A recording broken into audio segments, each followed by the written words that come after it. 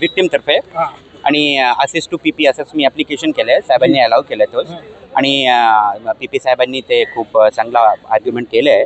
आज 27 पर्यंत त्यांना पीसी दिले आहे. सर काय आरोप आहे त्यांचा? आरोप म्हणजे असं FIRचं जे पॉस्कोचा कायदा लावला आहे आणि BNS मध्ये जे नवीन कायदा आहे ना तोच लावला आहे. त्याच्यामध्ये आता मॅटर अंडर इन्व्हेस्टिगेशन आहे. इन्व्हेस्टिगेशन नंतर काय ते होतं मी तुम्हाला नक्की थोडक्यात काय प्रकार घडला होता?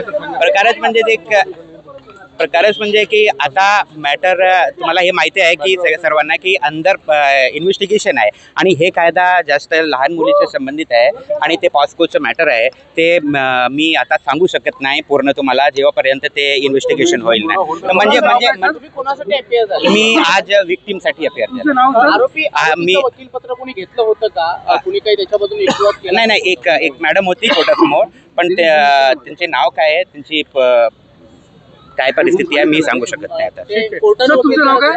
माझे आडनाव पांडे, ॲडव्होकेट MD पांडे.